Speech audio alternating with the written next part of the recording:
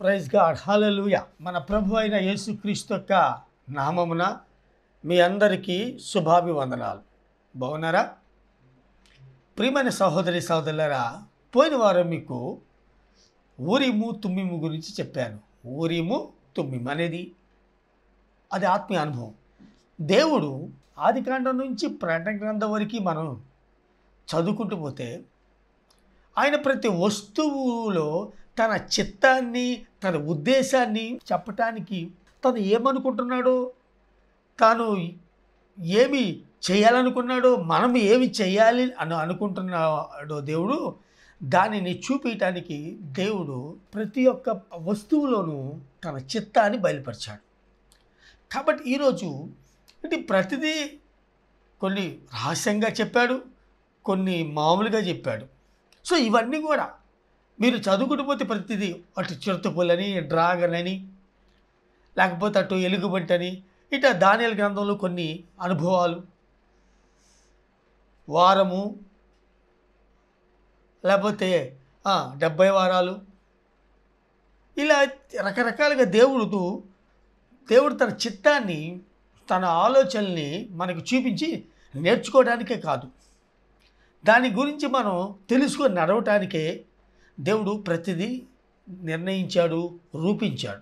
కాబట్టి పరలోకంలో ఉన్న దేవుడు ఊరిము తుమ్మిము అనే వాటి ద్వారా మనం తెలుసుకున్నాం, దేవుడి చిత్తం తెలుసుకొని వెళ్ళాలి అని.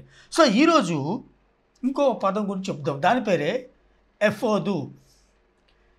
ఎఫోదు ఇంగ్లీష్లో అయితే EPHOD, ఎఫోదు. ఎఫోదు అయితే బైబిల్లో చదువుకుంటే మొదటి సమూయేలు గ్రంథం 30వ అధ్యాయం 7వ వచనం. మొదటి సమూయేలు గ్రంథం 30వ అధ్యాయం 7వ వచనంలో దావీదు విపత్కర పరిస్థితిలో ఉన్నప్పుడు తన కుటుంబం అంతా కూడా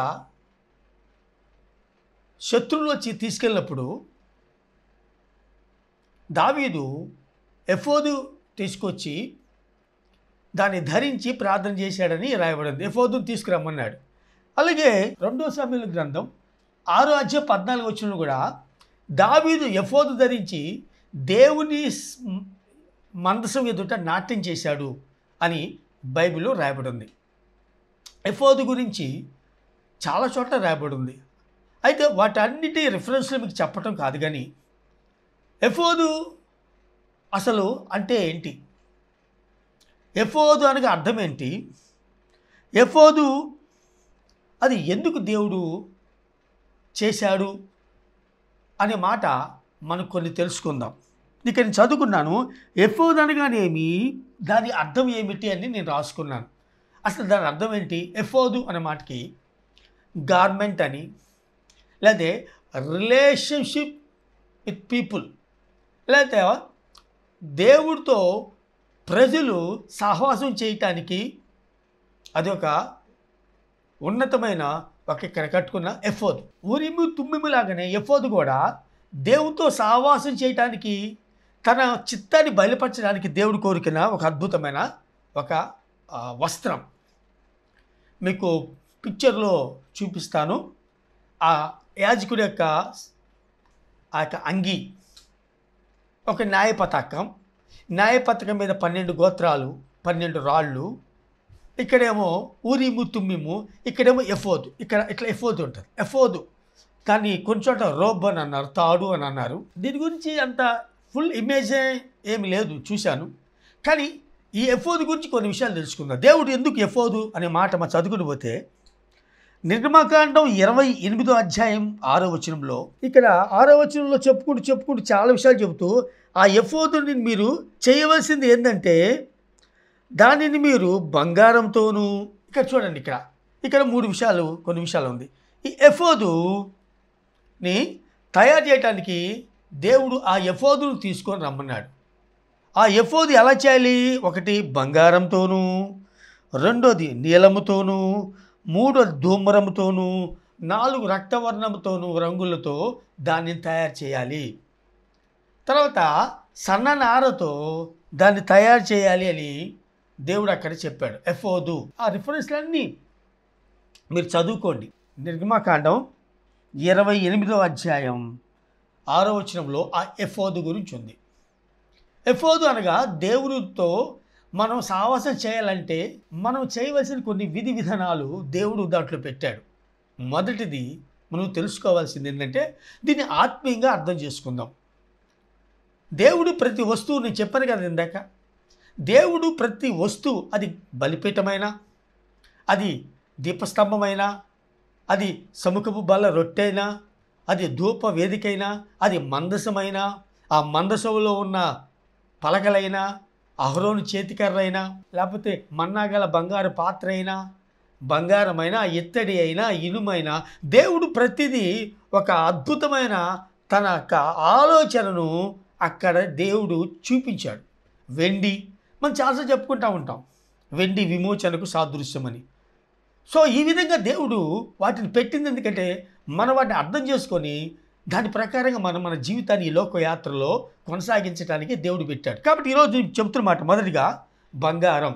ఈ ఎఫోదు అనేది నిర్గమకాండం 28:6 ప్రకారం బంగారముతోనూ, తర్వాత నీలముతోనూ, తర్వాత ధూమ్ర, తర్వాత రక్తవర్ణముతోనూ దాన్ని నెయ్యాలి అని, దానికి సన్ననార బట్టలతో దానితో కొట్టాలని ఈ విధంగా దేవుడు చెప్పాడు.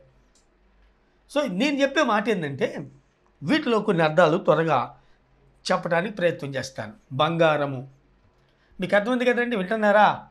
బంగారం అనేది ప్యూరిఫికేషన్. గోల్డ్, ఇంగ్లీష్లో గోల్డ్ అన్నది. గోల్డ్ అంటే బంగారము. బంగారం అనేది దేనికి సాదృశ్యం అంటే ప్యూరిఫికేషన్, మనం పరిశుద్ధపరచుకోవడానికి.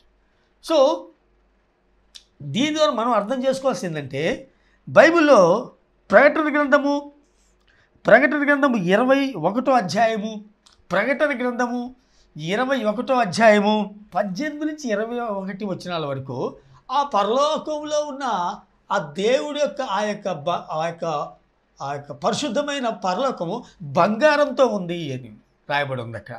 స్ఫటికము, బంగారము అంటే పరలోకము బంగారంతో నింపబడినది. అంటే పరలోకం అంతా బంగారు వనంతో దగదగలాడుతుంది అని మీరు అక్కడ రాయబడి ఉంది. బంగారం అనేది పరిశుద్ధతకు సాదృశ్యం. దైవజనుడు అపోస్తలుడు పేతురు రాసిన మొదటి పత్రిక 2:9 మన దేవుడు పరిశుద్ధుడు, మన దేవుడు పరిశుద్ధుడు. అవునండి, మన దేవుడు పరిశుద్ధుడు. ఇక్కడ మొదటిగా బంగారము, అందరూ వింటున్నారా?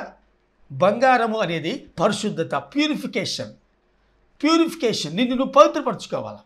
దేవుని దగ్గర రావాలంటే నిన్ను నువ్వు పరిశుద్ధపరచుకోవాలా. పరిశుద్ధపరచుకోవటం అంటే తెల్లబట్టలు వేసుకోవటమా? పరిశుద్ధపరచుకోవడం అంటే శుక్రవారం స్నానం చేయటమా? లేదా చర్చికి ఆదివారం వెళ్ళటమా? కాదు. దేవుడు అలాంటి వాటిని ఇష్టపడ్డాడు. దేవుడికి అవి ఇష్టం లేదు. దేవుడికి ఏది ఇష్టం అంటే నిన్ను నువ్వు పవిత్రపరచుకోవాలి. దేవుని దగ్గర రావాలంటే దేవుడు పరిశుద్ధుడు కాబట్టి నువ్వు ఎట్లా పడితే అట్లా వెళ్ళటానికి వీల్లేదు. దేవుని దగ్గరికి దేవుడి సన్నిధి అనిపించాలంటే నీలో పవిత్రత ఉండాలి. పవిత్రత అంతరంగానికి, శరీరానికి కాదు. శరీర శుద్ధి కాదు. బైబిల్లో ఆ మాట కాదు. లోకంలో చాలామంది చెబుతూ ఉంటారు ఆత్మశుద్ధి లేని ఆచారాలు ఎలా అని. ఆత్మశుద్ధి లేకపోతే ఎలా? కాబట్టి బంగారం, దేవుడు ఆ ఎఫోదును తయారు చేసిన విధములో కొన్ని వస్తువులను వాడాడు. మొదటి వస్తువు బంగారము. బంగారం అనేది పరిశుద్ధతకు సాదృశ్యం. సో మొదటి గోల్డ్, రెండోది బ్లూ, నీలము. వింటున్నారా? నీలము, అక్కడ నీలము అంటే బ్లూ అంటే ఆకాశము. ఇక్కడ మనం చదువుకుని పోతే హెబ్రీ పత్రిక అమ్మ చూడండి, హెబ్రీ పత్రిక అంటే దీన్ని ఏం రాసుకున్నానంటే heavenly life. Number 1 purification. Gold అనే పదానికి అర్థం ఏంటంటే ప్యూరిఫికేషన్, నిన్ను పవిత్రపరచుకోవటం, పరిశుద్ధపరచుకోవటం. Number 2 blue. ఈ ఎఫోదు బ్లూ అనే ఆ రంగుతో కూడా నేశారు. ఆ బ్లూ అనే నీలపు రంగు దేనికంటే పరలోకపు జీవితానికి సాదృశ్యం. అందుకనే హెబ్రీ పత్రిక అపోస్తలుడు పౌలు హెబ్రీ పత్రిక 3:1 మాట ఉంది, పరలోక సంబంధమైన పిలుపులో పాలిభాగస్తులైన సహోదరులారా. పరలోక సంబంధమైన పిలుపులో, పరలోకం నుంచి దేవుడు మనల్ని పరలోక సంబంధమైన పిలుపుతో పిలిచాడు. మీకు అర్థమైందా? అంటే మన ప్రధాన యాజకుడు పరలోకంలో ఉన్నాడు. ఆయన పరలోకంలో ఉన్న ప్రధాన యాజకుడు. అది కాబట్టి నువ్వు కూడా భూలోకంలో ఉన్నా పరలోక సంబంధిగా జీవించాలి. అంటే నువ్వు ఈ లోకంలో నడుస్తున్నా, నువ్వు ఈ లోకంలో నడుస్తున్నా పరలోక సంబంధిగా జీవించాలి. ఒకసారి ఒక అమెరికా అతను చైనా దేశానికి మిషనరీగా వెళ్ళిన ఒక వ్యక్తి దగ్గరికి వెళ్ళాడు. అయితే ఆ చైనా వెళ్ళిన మిషనరీ ఎక్కడ ఆఫ్రికాలో అడవుల మధ్య సేవ చేస్తున్నాడు. అయితే ఒకరోజు ఈ వెళ్ళిన టైంకి ఆ చైనా ఆ మిషనరీని భోజనం చేస్తున్నాడు. అయితే ఆశ్చర్యం ఏంటంటే చైనాలో వాళ్ళు భోజనం చేసేటప్పుడు ఎలాంటి వస్తువులు అయితే ఎలాంటి వస్త్రాలు ధరించి చైనా వాళ్ళు భోజనం చేస్తారో, ఎక్కడో ఆఫ్రికాలో ఎవరు లేని చోట ఆ అడవుల మధ్య ఆ ఆదివాసుల మధ్య ఈ చైనా మిషనరీ వాళ్ళ సాంప్రదాయ వస్త్రాలు ధరించి భోజనం చేస్తున్నాడు. అప్పుడు అడిగేట అమెరికా అతను, ఏమండి చైనా నుంచి ఆఫ్రికా ఎన్నో వేల కిలోమీటర్లు కదా, అయినా కానీ ఎవరు చూస్తలేదు, ఇంత అడవి, మీరు మిషనరీకి వచ్చి వీళ్ళంత ఆదివాసులు సరిగా బట్టలు వాళ్ళు వీళ్ళ మధ్య మీరు ఎందుకు ఇలా ఇంత డ్రెస్ వేసుకొని తింటున్నారు అని అంటే, నేను చైనా దేశస్తుని, నేను ఆ చైనా దేశం ఆచారాలను పాటిస్తాను, అంటే ఆ యొక్క సంస్కృతిని పాటిస్తాను అన్నాడు. భోజనం చేసినప్పుడు ఇలా చేస్తానని. ఎంత ఆశ్చర్యం! కాబట్టి నువ్వు కూడా భూలోకంలో ఉన్న పరలోకము పిలుపులో పాలుగాస్తులు అయిన నీవు పరలోక సంబంధిగా ఇక్కడ జీవించాలి. అందుకే దేవుడు నీళ్ళని వాడాడు అక్కడ. అందుకే కొలస్సీ పత్రిక 3:1 ఏముంది, మీరు క్రీస్తుతో కూడా లేపబడిన వారైతే పైన వాటిని వెతకండి, అక్కడ క్రీస్తు దేవుని కుడి పార్శ్వమునందు కూర్చొని ఉన్నాడు, ఆశీనుడై ఉన్నాడు. కాబట్టి భూ సంబంధమైన వాటి మీద మనసు పెట్టకూడదు. అంటే భూ సంబంధమైన వారిలాగా ఉండద్దు. నువ్వు భూలోకంలో ఉన్న పరలోకపు కట్టడలు, పరలోక చట్టానికి లోబడాలి. దీన్ని నీలం అంటే చట్టము, పరలోక చట్టం చెప్పారు దేవుడు. ఇలా ఉండాలి, ఇలా ఉండాలి, ఇలా జీవించాలి, ఇలా నడవాలి, ఇలా చూడాలి, ఇలా మాట్లాడాలి, ఇది చేయొద్దు, అది చేయొద్దు అని బైబిల్లో చెప్పినప్పుడు ఇదేంటిది? ఇది హెవెన్లీ మాన్యువల్, ఇది పరలోకపు రాజ్యాంగం. దీని ప్రకారం నువ్వు ఈ లోకంలో జీవిస్తే పరలోక సంబంధమైన ఆశీర్వాదాలు, ఈ బైబిల్లో ఆశీర్వాదాలన్నీ నీకు బెనిఫిట్గా వచ్చేస్తాయి. కాబట్టి నీలం అంటే పరలోక సంబంధిగా నువ్వు ఈ లోకంలో జీవించాలి. నువ్వు చర్చికి వెళ్తా కాదు ముఖ్యం. చాలామంది చర్చిలకు వెళ్తారు, కానీ వాళ్ళు అంతరంగంలో పరలోక సంబంధమైన అనుభవంలో ఉండరు, ఇష్టానుసారంగా జీవిస్తారు. సహోదరుడా, నువ్వు అలా ఉండకూడదని దేవుడు ఈ యొక్క ఎఫోదులో నీలం వాడారు. 2 మూడోది, 1 గోల్డ్, 2 బ్లూ నీలము, 3వది పర్పుల్ అంటే ధూమ్రము. ధూమ్రము అనేది రాజరికము, రాయల్టీ. ధూమ్రము, పర్పుల్. ఈ పర్పుల్ కలర్ అనేది ఎందుకు వాడాడంటే నువ్వు రాజుగా ఆయన అంగీకరించాలి, రాయల్టీగా జీవించాలి, రాయల్టీగా జీవించాలి. అందుకే పేతురు రాసిన మొదటి పత్రిక 2:9 మనం రాజుల యాజక సమూహము, we are a priest, we're kings, మనం రాజులము, మనం యాజక సమూహము. కాబట్టి ఈ యొక్క రంగు వాయటం ద్వారా నీవు పరలోకంలోనే రాజులకు రాజు అయిన దేవుడికి ప్రతినిధిగా భూలోకంలో ఉన్నావు. కాబట్టి నువ్వు కూడా రాజుగా ఈ లోకంలో ఉండి రాజుగా నువ్వు పరిపాలన చేయాలి. రాజుగా నువ్వు ఈ లోకంలో దేవుడు పెట్టిన నీ కొన్ని బాధ్యతలను నువ్వు నిర్వర్తించాలి. అందుకే చెప్పిన ఈ యొక్క పద్ధతి. ధూమ్రము అనగా రాజు, రాయల్టీ, రాజరికము. అంటే నువ్వు రాజుగా పెట్టాడు, ఆయన మహారాజు, నువ్వు రాజు. నువ్వేం చేయాలి? ఆయన ఏమైతే చెప్పాడో దానిని ఇక్కడ నువ్వు చూపించాలి ప్రజలకి. శత్రువులు లయపరచాలి. దేవుడు చెప్పాడు, నువ్వు భూలోకంలో బంధిస్తే అది బంధిస్తానన్నాడు. అంధకార శక్తి మీద అధికారం ఇచ్చాడు, దేవుని శక్తి మీద అధికారం ఇచ్చారు. పాపములోను శాపములోను విచ్చలవిడిగా జీవిస్తూ, ఇష్టానుసారం జీవిస్తూ, సాతానికి అపన హస్తాల్లో ఉన్న మనుషుల్ని విడిపించడానికి దేవుడు నిన్ను ఇక్కడ ఒక రాజుగా, ఒక ప్రతినిధిగా నిన్ను పెట్టినప్పుడు నువ్వు ఆయన చిత్తాన్ని నెరవేర్చాలి. అందుకే దేవుడు చెప్పింది ఇక్కడ రాయల్టీ వాడండి. ఎందుకు పర్పుల్? ఎందుకంటే నువ్వు రాజుగా, ఆయన మహారాజు, నువ్వు రాజుగా ఆయన పరిపాలన ఇక్కడ చూపించాలి. ఆయన పరిపాలనలో నువ్వు వీళ్ళకి చూపించాలి. పరిపాలన, రూల్.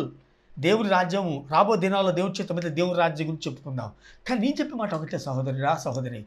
ఇక్కడ 3వది ఏంటి? పర్పుల్ అంటే ధూమ్రము. ధూమ్రము అనగా రాయల్టీ, రాజరికము. అంటే నువ్వు రాజుగా ఆయన మహారాజు, నువ్వు రాజుగా ఇక్కడుండి ఆయన పరిపాలన ఇక్కడ చూపించి ఆయనకి ఆయన పరిపాలన నష్టపరుస్తున్న వ్యతిరేక శక్తులను నువ్వు లయపరచాలి యేసునామములో. ఆయనకి వ్యతిరేక పనిచేస్తున్న చీకటి శక్తులను ఆ రాజ్యాన్ని పాడు చేస్తూ మానవ హృదయంలో దేవుడు తన రాజ్యాన్ని కట్టడానికి వస్తే ఆ రాజ్యాన్ని కట్టనీయకుండా సాతాను వేసిన ప్రణాళికలు అడ్డుబండలన్నిటినీ నువ్వేం చేయాలి? పగలగొట్టాలి. ఇత్తడి తలుపులు పగలగొట్టాలి. ఇనప గడియలు విరగొట్టాలి యేసునామములో.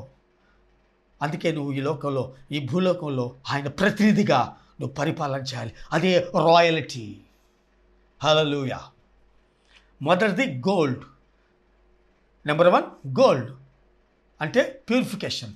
Number 2 blue heavenly life. Number 3 purple royalty, రాజరికము. రాజు, నువ్వు రాజువా? అవు నేను ఉన్నట్టు నువ్వు రాజుని అన్నాడు పిలాతుతో. అర్థం కాల. నీ సైన్యం వేరి, నా సైన్యం కనపడదలే అన్నాడు. ఎందుకంటే ఆయన రాజులకు రాజు, నువ్వు రాజువి. భూలోక ప్రతినిధిగా ఆయన చిత్తాన్ని నెరవేర్చడానికి, ఆయన ఉద్దేశం నెరవేర్చడానికి, ఆయన ఆలోచన నెరవేర్చడానికి, ఆయనకు వ్యతిరేకంగా పనిచేస్తున్న చీకటి శక్తులు లేపరచడానికి దేవుడిని ప్రతినిధిగా ఉన్నప్పుడు ఆ రాజ్యం స్థాపించడానికి నువ్వు కష్టపడి పని చేయాలి. ఆ రాజ్యాన్ని స్థాపించాలి. ఇదే రాయల్టీ నువ్వు చేయాల్సిన పని. రాయల్టీ అంటే డ్రెస్ వేసుకొని ఏదో షో మేకర్ చేయటం కాదు. ఆయన చిత్తాన్ని ఇక్కడ నువ్వు నెరవేర్చడానికి దేవుడు నిన్ను ప్రతినిధిగా పెట్టాడు. క్రైస్తవుడా, పరిపాలించు. ఆదాముని చెప్పాడు పరిపాలించు అని. ఆయన పరిపాలించలా, ఉన్నది ఇచ్చేసాడు. సాతాను పరిపాలించి మళ్ళీ దేవుడు తన రక్తాన్ని చిందించి లాగి నీ చేతిలో పెట్టాడు. నీ పోతా నువ్వు ఆయన పని చేయమని నువ్వు ఆయన పని చేయాలి. నెంబర్ 2 తర్వాత ఏం చూడండి, ఏంటంటే రక్తవర్ణము, స్కార్లెట్ అంటే రక్తవర్ణము. 1 బంగారము, 2 నీలము, 3 ధూమ్రము, 4 రక్తవర్ణము. రక్తవర్ణం అంటే బ్లడ్. రక్తవర్ణం అంటే దానిని నేనేం రాస్తానంటే సాక్రిఫైస్. యేసుక్రీస్తు నీ కొరకు ఆయన రక్తాన్ని చిందించాడు. ఆయన నీ కొరకు తను అర్పించుకున్నాడు. బలి అర్పణగా తను అర్పించుకున్నాడు నీ కోసం. నువ్వేం చేయాలంటే రోమపత్రిక 12వ అధ్యాయం 1వ వచనంలో దేవుడి అపోస్తలుడు పౌలు చెప్పాడు, పరిశుద్ధాత్మ ద్వారా, దేవుని ఆత్మ ద్వారా చెప్పాడు. ఏమనంటే, సహోదరులారా, సజీవ యాగముగా మీ శరీరాలను ఆయనకు సమర్పించుకుని. ఎస్, సజీవ యాగంగా నువ్వు స్కార్లెట్ అంటే నువ్వు అర్పించుకోవాలి. నిన్ను దేవుడికి సమర్పణ చేసుకోవాలి. నువ్వు దేవుడికి అర్పించుకోవాలి. దానిని సమర్పణ అనగా నీవు నీ శరీరాన్ని సిలివేయాలి. Die yourself every day. Die. ఫ్లెష్లో కనపడకూడదు. నీ ఫ్లెష్ని సిలివేయాలి. అది అప్పగించుకోవటం. దేవుడు చెప్పాడు, నువ్వు పాప విషయంలో చచ్చిపోవాలి, నువ్వు చెడు విషయంలో చచ్చిపోవాలి, నువ్వు లోక విషయంలో చచ్చిపోయి నా కోసం బతకాలి. నేను ఈ లోక విషయంలో చచ్చిపోయి యేసుక్రీస్తు కొరకు జీవిస్తానని అపోస్తలుడు పౌలు అనలేదా? నన్ను ప్రేమించి నా కొరకు ప్రాణం పెట్టిన నా ప్రభువు యేసుక్రీస్తు కొరకు ఈ లోకంలో జీవిస్తాను, ఇదిగో ఈ లోకంలో విశ్వాసాన్ని కాపాడుకున్నాను అన్నాడు. నేను ప్రాణార్పణగా పోయబడుచున్నాను అన్నాడు. ఇదిగో నా యొక్క శరీరంలో ఆయన ముద్రలు ఉన్నాయి అన్నాడు. ఒక చోట ముద్రలు ఉన్నాయంట. ఏంట ముద్రలు? దెబ్బలు, కొట్టాటలు, సముద్రంలో పడినప్పుడు గాయాలు. అపోస్తలుడు పౌలు జీవితం అంతా దెబ్బలే. ఎన్ని దెబ్బలే వెనకంత దెబ్బలే పౌలుకి. కారణం ఏంటంటే ఎన్నిసార్లు కొట్టించున్నాడు? 3 సార్లు కొట్టించుకున్నాడు. యేసుక్రీస్తు ఒకసారి కొట్టించుకున్నాడు, ఈయన 3 సార్లు కొట్టారు. వాళ్ళంతా వాతలు, దెబ్బలు, గాయాలు. ఇదే సమర్పణ. Christian life is not picnic. Christian life is not picnic. Christian life is sacrifice. నేను అర్పించుకోవాలా. అందుకంటే దాన్ని స్కార్లెట్. నిన్ను సజీవ యాగంగా నువ్వు అర్పించుకుంటావా? నువ్వు సజీవంగా దేవుడికి నీ జీవితాన్ని అర్పించుకుంటావా? అందుకే దేవుడు చెప్పాడు ఎఫోదు. ఆ తర్వాత సన్నని నార అనేది అది వైట్ అంటే మనకు తెలుసు, చాలాసార్లు చెప్తాం.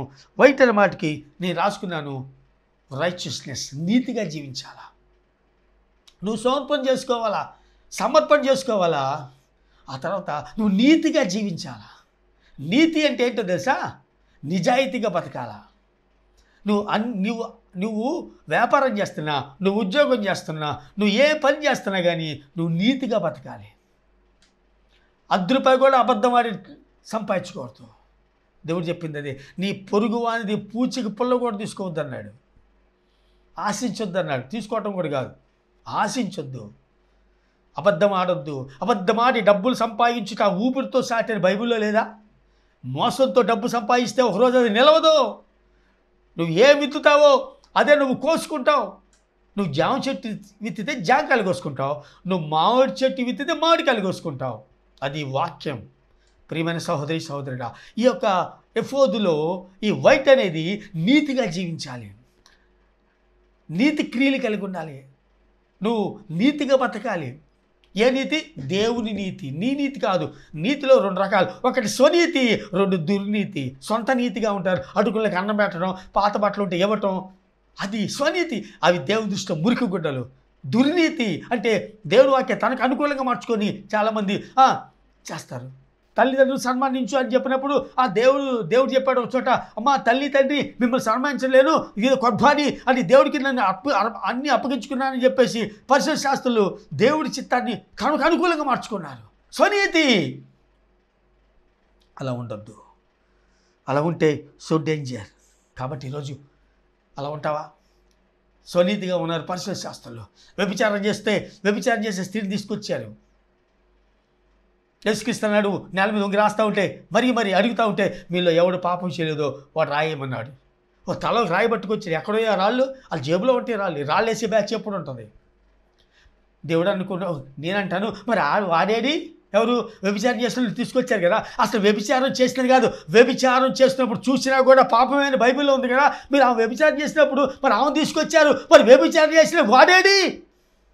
వాడిని తప్పించామండి.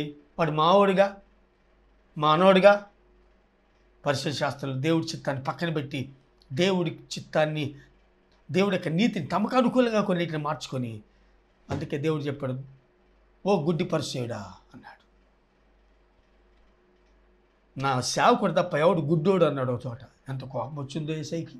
కాబట్టి దయచేసి మీరు గుర్తుపెట్టుకోండి, ఎఫోద్ అనగా అది ఏదో ప్రత్యక్షపరచబడదేం కాదు. అంటే దేవుడు ఎఫోదుని అంటే ప్రతి వస్తువుని దేవుడు యాజకులకి లేవీలకి ఇచ్చింది. ఎందుకంటే వాటి ద్వారా తన చిత్తాన్ని మనకు బయలుపరచడానికి.